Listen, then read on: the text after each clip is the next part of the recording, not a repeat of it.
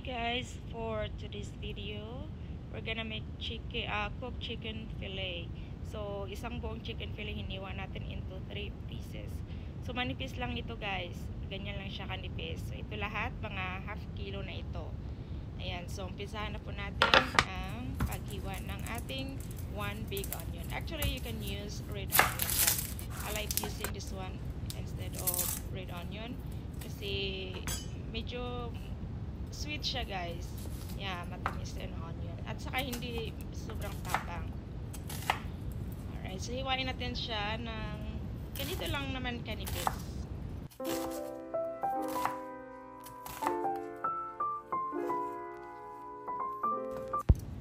And then ito lahat ang mga ingredients or seasoning na gagamitin natin. Meron tayong oyster sauce, thyme, meron tayong chili powder, and then meron din tayong paprika, and then seasoned salt. So yun lahat ang ating gagamitin. At syempre, umpisa na po natin ang ating pagluto. Gagamit tayo dito ng malaking flat na kawali. Ayan. So both burner ay ito-turn on po natin para po even po ang ating pagkakaluto.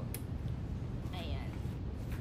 Alright, so syempre gagamit tayo dito ng butter to fry the chicken fillet. Ayan, so minamadali ko na yung pag heat up nito, pag melt, para hindi masusunog. Ayan. So nilalagay ko na po yung ating chicken fillet. And madali lang naman ito maluto guys kasi sobrang nipis lang po ng ating chicken fillet. As in nipis lang kasi hiniwa natin ito ng 3 pieces yung buong chicken fillet. Yes, hiniwa ko po ng 3 pieces. Kaya ganito siya kanipis. Ayan. So saktong-sakto lang po ito po lahat ang ating chicken fillet. Saktong-sakto lang po na ilagay natin sa isang buong kawali. Ayan, so babalik na rin natin ito guys. This time we have to cook it like half cook lang muna for this time kasi lulutuin natin ito ulit mamaya. So ipapakita ko rin sa inyo mamaya guys. Ayan, so isang baliktad lang. So isa-isang kabilang mukha ng ating chicken fillet. So make sure na we can cook it the same as the other side. Ayan, so like I said, ganito lang siya, half cook lang.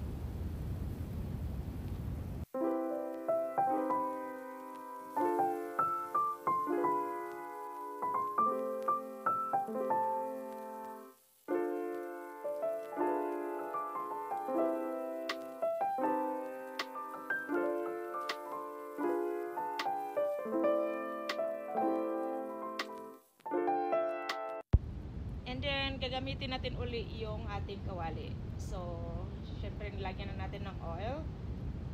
Konting oil lang. Cooking oil. So, ginagamit ko po yung vegetable oil. Ayun. So, syempre, ayan, ginigisa na natin ang ating onion. At nilagay, like I said, ilagay at tutuin natin siya ulit para maging well done yung pagkakaluto. Ayan. So, make sure na even po yung pagkakaluto guys.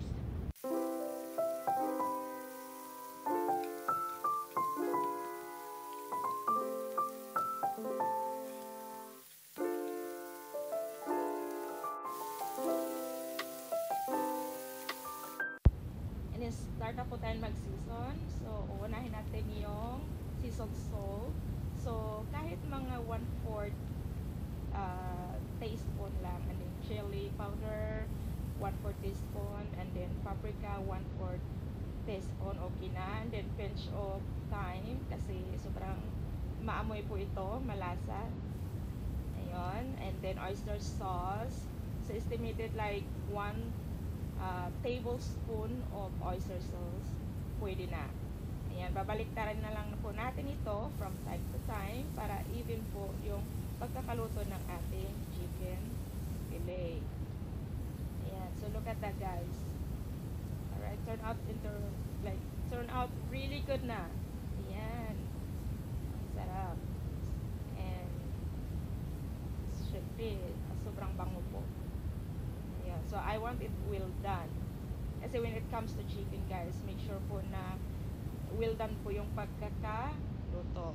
Ayan, so tingnan nyo nga naman, ang sarap. Na Sobrang malasa po ito guys. Sobrang masarap.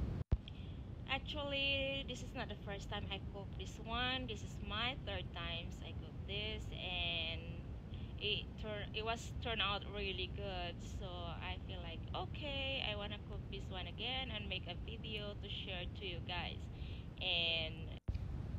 And I'm sure your family will gonna love this food or recipe.